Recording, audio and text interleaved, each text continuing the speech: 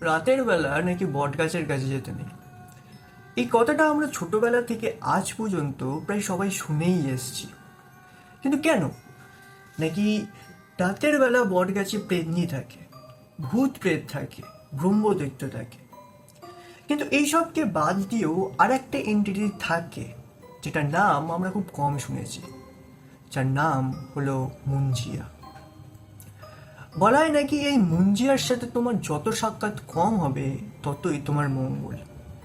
কারণ নাকি এরা তাদের সাথে একটা ইতিহাস নিয়ে ঘুরে বেড়ায়, এবং তারা সেই ইতিহাসটাকে যতক্ষণ না সম্পূর্ণ করে ততক্ষণ তারা সেখানেই অপেক্ষা করতে থাকে। এবং আজ আমি তোমাদের কাছে এমনই একটা হাড় হিম করে দেওয়া গল্প নিয়ে এসেছি, যেখানে এই মুঞ্জিয়ার কারণে একটা পুরো পরিবার ধ্বংস হয়ে যায়। কিন্তু কি হয়েছিল আসলে? মুঞ্জিয়া কিভাবে পরিবারটাকে ধ্বংস করে এবং শেষমেশ কি মুঞ্জিয়া তার শেষ ইচ্ছাটা পূরণ করতে পারে? এই সবটাই জানবো আমরা এই ছোট্ট গল্পতে। বাট তার আগে তোমরা যদি চ্যানেলে নতুন আসো, প্লিজ অ্যান্ড প্লিজ সাবস্ক্রাইব করে নাও। সো ঘটনাটা কি, চলো জানা যাক। তো আজকের ঘটনাটার মেন ক্যারেক্টার হচ্ছে কারণ ও নেহা। এরা দুজনেই পুনেতে একটা লিভ ইন রিলেশনে থাকতো, যেখানে কারণ একটা আইটি কোম্পানিতে কাজ করতো, নেহা কাজ করতো একটা ডিজিটাল মার্কেটিং কোম্পানিতে।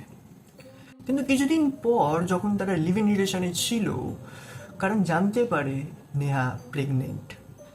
এবং এই ব্যাপারটা যখন তাদের ফ্যামিলির কাছে যায়, তখন তারা কারণকে বলে যে এবার তো তোকে বিয়ে করতেই হবে। যদিও কারণের বাবা প্রথমেই বিয়েতে সম্মতি ছিল না, বাট পরিস্থিতির চাপে এসে তাকেও রাজি হতে বাধ্য হয়। এখন ধীরে ধীরে কারণের এই বিয়ের ব্যাপারটা তার রিলেটিভস আর যে প্রতিবেশী আছে তাদের কানে আস্তে আস্তে চলে যায়। কিছুদিন পর যখন গুড়ি পাড় ফেস্টিভ্যাল হয়, অর্থাৎ মারাঠিদের এটা হচ্ছে লুনার ফেস্টিভ্যাল, মানে আমরা বাঙালিদের যেটা বলি পয়লা বৈশাখ, তাদেরই ওটা। এবং যখন এই ফেস্টিভ্যালটা আসে তখন তারা কারণকে ফোন করে এবং বলে যে বছরের প্রথম কটা দিন তোদের গ্রামেই থাকতে হবে। এখন কারণ তো থাকতো পুনে শহরে, কিন্তু তার মা বাবা থাকতো গ্রাম জলগাঁওতে। কারণ এই কথাটা শুনে তাদেরকে বলে ঠিক আছে, তাহলে আমি কালকেই বেরিয়ে যাচ্ছি। এখন পরের দিন কারণ ও নেহা যখন বাসে করে যাচ্ছিল, কারণ নেহাকে বলে ওঠে যে যে দেখো, তুমি তো শহরের মেয়ে, তুমি এখন প্রথমবার গ্রামে যাচ্ছ। এখন গ্রামে বহু লোক বহু রীতিনিবাজ মানতে তোমাকে বলবে, তুমি প্লিজ একটু সামলে নিও, ঘাবড়িও না, হ্যাঁ ঠিক আছে। নেহা কারণকে উত্তরে বলে যে আরে তুমি টেনশন নিচ্ছ কেন? এত বছর ধরে তোমাকে যদি সামলাতে পারি, এটা কোনো ব্যাপার, সামলে নেবো, তুমি চাপ নিও না। এই কথাটা শুনে তারা দুজনেই হাসাহাসি করতে লাগলো, কিন্তু তারা জানতো না যে এই হাসিটাই তাদের জীবনের শেষ হাসি ছিল। কারণ এর পরে এদের সাথে যা হতে চলেছে তারা জীবনে কল্পনাও করতে পারেনি। এখন কিছুক্ষণ পরেই তারা জলগাঁওতে পৌঁছে যায়। তার বাবা অর্থাৎ কারণের বাবা জলগাঁও স্টেশনে তাদের জন্যই অপেক্ষা করছিল। এখন কারণ ও নেহা যখন তার বাবার কাছে যায়, কারণের বাবা নেহার দিকে একবার তাকায়, কিন্তু সে কিছুই বলে না। যেন মনে হচ্ছিল যে কারণের বাবা এই বিয়েতে এখনো সম্মতি দেয়নি। এরপর তারা কারণের বাবার গাড়িতে করে আস্তে আস্তে তাদের গ্রামের দিকে চলে যায়। যাওয়ার পথে কারণ তার বাবাকে বলে যে বাবা, আমি না কালকেই চলে যাব। যেটা শুনে কারণের বাবা বলে, কেন রে, তোর কি আমাদের গ্রামে থাকতে, দুদিন বেশি থাকতে তোর মান সম্মান হারিয়ে যাবে নাকি? হ্যাঁ। উত্তরে কারণ বলে যে না, সেটা না, আসলে ছোটবেলায় আমার সাথে যা ঘটনাটা ঘটেছিল না, আমি আজও পর্যন্ত সেটা ভাবলে ভয় লাগে, তাই আর কি। কিছুক্ষণ পর কারণ ও তার বাবা এবং নেহা সমেত তারা সবাই বাড়িতে পৌঁছে যায়। এবং তোমরা জানো যে গ্রামে যখন একটা নতুন বউ আসে, সবাই তাকে দেখতে আসে, এবং তাদের সাথেও তাই হয়। কারণ ও নেহা যখন তাদের বাড়িতে পৌঁছায়, একের পর এক প্রতিবেশী, একের পর এক রিলেটিভস তারা কারণ আর নেহাকে দেখতে আসে। এখন যখন এদের সবার সাথে সাক্ষাৎ হয়ে যায় নেহার, নেহা কারণকে বলে যে আচ্ছা শোনো না, এতক্ষণ তো আমি খুব টায়ার্ড হয়ে গেছি, আমি একটু ঘুমিয়ে নেবো। কারণ বলে যে এখানে, নেহা উত্তরে বলে যে হ্যাঁ, তা এখানে না তো কোথায় যাবো আমি? কারণ বলে তুমি একটুখানি অপেক্ষা করো, আমি একটা হোটেল বুক করছি, তুমি ওখানে এসে রেস্ট নিও, এখানে এত লোকের মাঝে তোমার আনকমফোর্টেবল ফিল হবে। কিন্তু কারণ এর আগে কিছু বলতে যাবেই কি নেহা বিছানায় শুয়ে পড়ে এবং ঘুমিয়ে পড়ে। এখন কিছুক্ষণ পর নেহা যখন ঘুমাচ্ছিল, হঠাৎই নেহার কানে কেউ যেন বলে ওঠে, কারণ। নেহা একদম চমকে যায়। সে ঘুম থেকে ওঠে এবং চারিপাশটা দেখে, কিন্তু সেখানে কেউ নেই। কিন্তু তার পুরো স্পষ্ট মনে আছে যে কেউ তো তার কানে কিছু একটা বলে গেছে। নেহা আবার চোখ বুজিয়ে ঘুমানোর চেষ্টা করছিল, কি সঙ্গে সঙ্গে তার চোখ পড়ে তার বিছানার সামনের আলমারির দিকে। সে তখন দেখতে পায় আলমারির ঠিক উপরে একটা বাচ্চা বসে আছে। নেহা সেটাকে ভালোভাবে দেখতে যাবেই কি এত মধ্যে হঠাৎ করে তার দরজায় কেউ দস্তক দিয়ে ওঠে। নেহা সেই দরজাটা খোলে এবং দেখে যে কারণের মা সেখানে দাঁড়িয়ে আছে। কারণের মা তাকে নিচে ডাকতে এসছে। এরপর নেহা যখন আবার পিছন দিকে সেই আলমারির দিকে তাকায়, সেখানে সে কাউকেই দেখতে পায় না। নেহার একটু অদ্ভুত লাগে, কিন্তু ব্যাপারটাকে সে ইগনোর করে দেয়। এরপর রাত তখন 8টা বাজে। নেহা, করণ ও তার মা বাবা সবাই এখন এক জায়গায় বসে আছে। করণ হুট করে তার বাবাকে বলে ওঠে যে বাবা, আজ রাতটা না আমরা দুজন হোটেলেই থাকবো।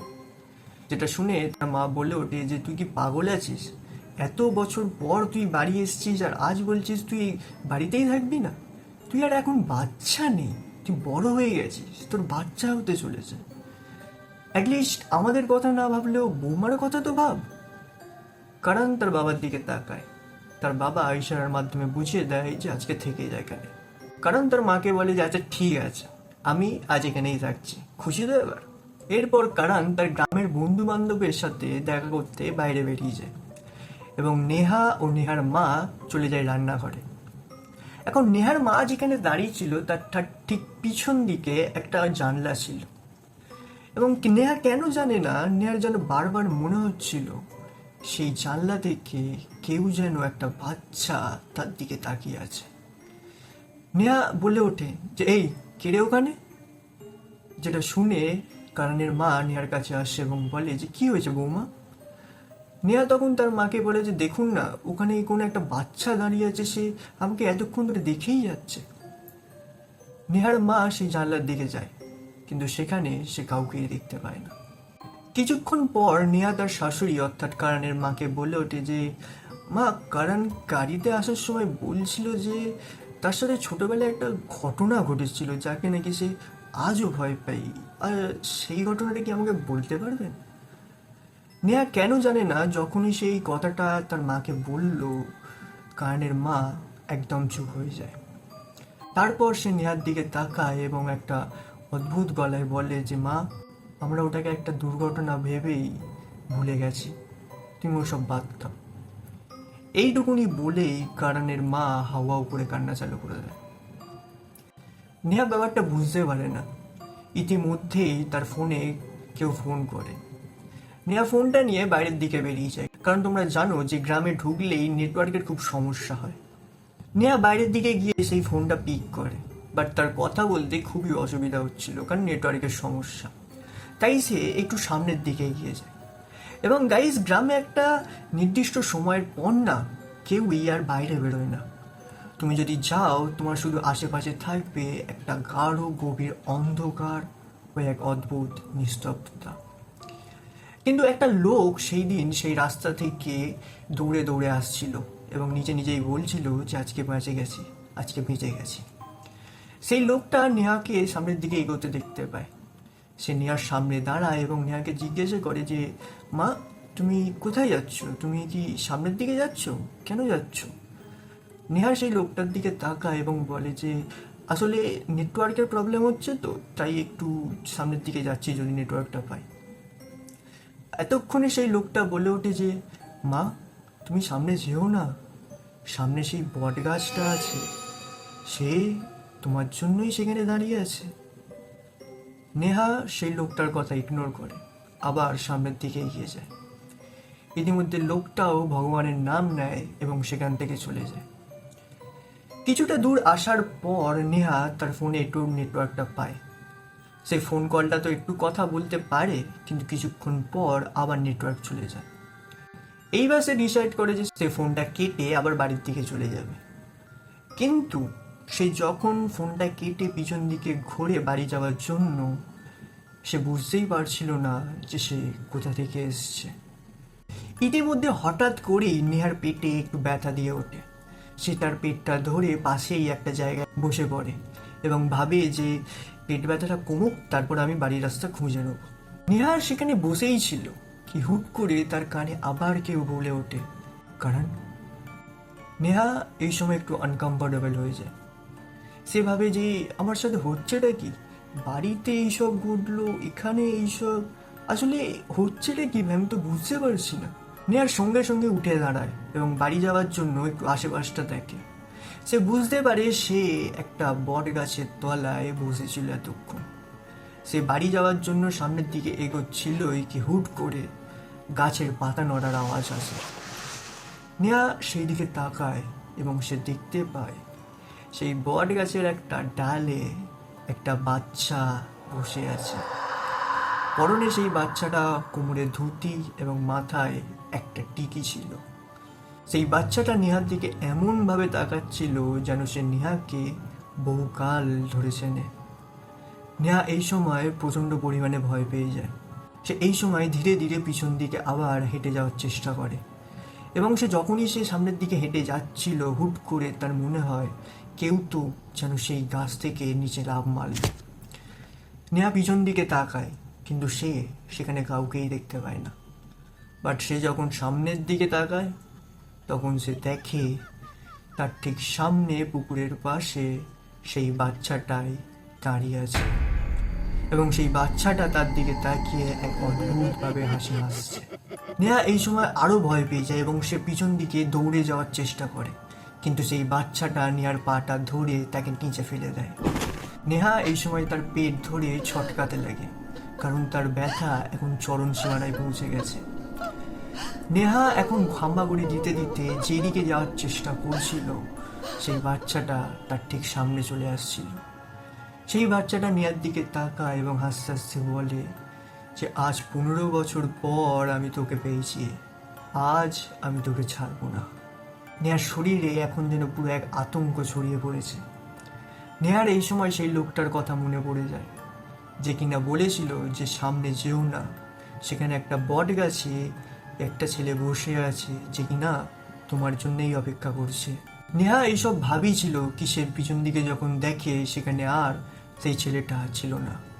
সেই ছেলেটা যেন বাতাসে হাওয়ার মধ্যে যেন উড়ে যায়। নেহা এরপর তার পেটটাকে ধরে সেই বট গাছের নিচে চুপ করে বসে যায়। ইতিমধ্যে নেহার পেটের ব্যথা আরও জোরে বেড়ে যায়।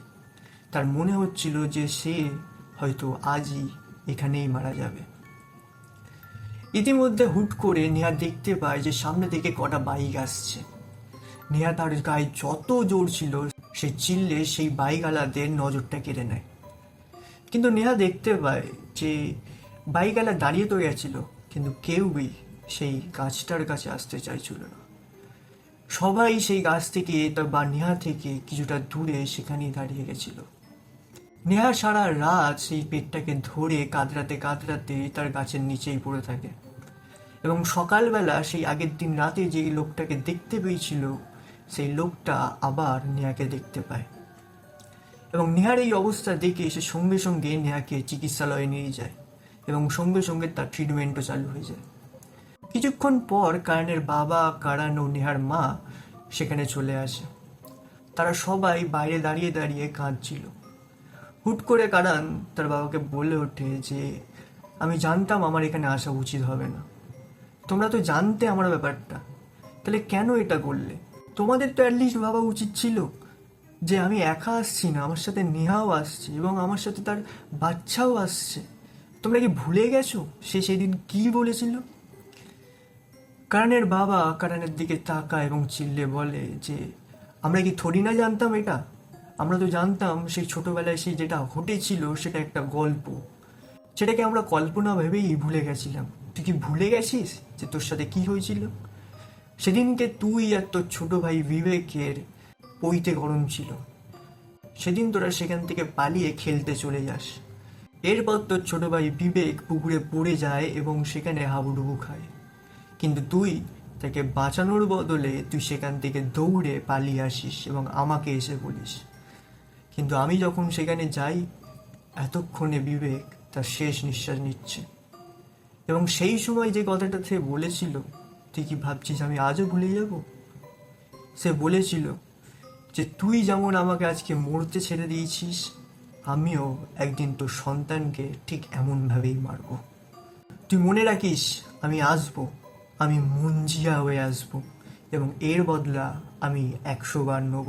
এরপর তো আমি তোকে পুনেতে পাঠিয়ে দিই এবং এই ব্যাপারটা আমি এখানেই মিটিয়ে দিই। কিন্তু আজও আমি যখন এই কথাটা ভাবি, আমার বুকের ভিতর কেমন করে ওঠে। আজও আমি দেখি তোর মা প্রতিদিনই মাঝরাতে উঠে কারোর সাথে কথা বলছে, যেন মনে হয় সে তার সন্তানের সাথে কথা বলছে। কখনো কখনো তো এটা সত্যি লাগে, বা কখনো এটাকে কল্পনা ভাবতেই শান্তি লাগে। এবং তুই আজ যখন এই গ্রামে আসিস, এরপর থেকে কেউ আমার কানে কন্টিনিউয়াসলি বলে যাচ্ছে কারণ, কারণ, কারণ। আমি জানতাম কিছু একটা ভয়ঙ্কর ঘটতে চলেছে। গাইজ, এই সময় প্রত্যেককেই সেখানে দাঁড়িয়ে দাঁড়িয়ে কাঁদছিল এবং এখন ডক্টরও চলে আসে। ডক্টর এসে করণকে বলে যে, মিস্টার করণ, আমরা আপনার ওয়াইফকে তো বাঁচিয়ে নিয়েছি, বাট আমরা আপনার সন্তানকে বাঁচাতে পারিনি। Sorry, she has got a miscarriage. করণ এরপর পুরো ভেঙে যায়। কিছুদিন পর করণ নেহাকে নিয়ে আবার পুনেতে চলে যায়। এবং গাইজ, এখানে করণ ও নেহার সাথে যেমন একটা মর্মান্তিক দুর্ঘটনা ঘটে, তাদের সাথে কিছুদিন পর একটা ভালো ঘটনাও ঘটে। নেহা, করণের ওয়াইফ, কয়েক বছর পর আবার প্রেগনেন্ট হয়ে যায় এবং এইবার তাদের ঘরে একটা লক্ষ্মী আসে। কিন্তু এরপর থেকে কখনোই করণ তার ওয়াইফকে নিয়ে বা তার বাচ্চাকে নিয়ে কোনোদিনই সেই গ্রামে যায়নি বা তার মা বাবার সাথে দেখা করতে যায়নি। গাইস, শেষে আমি এটাই বলবো যে খফ যেটা হয় না, সে সব সময় কারুর না কারুর জন্য অপেক্ষা করতে থাকেই। হয়তো নেক্সট টাইম তুমি হয়তো কোথাও যখন যাবে, হয়তো তোমার সাথেই এই ঘটনাটা ঘটতে পারবে। হয়তো কে জানে, তোমার হয়তো মুঞ্জার সাথেই দেখা হবে, যে কিনা বছরের পর বছর তোমার জন্যই অপেক্ষা করছিল।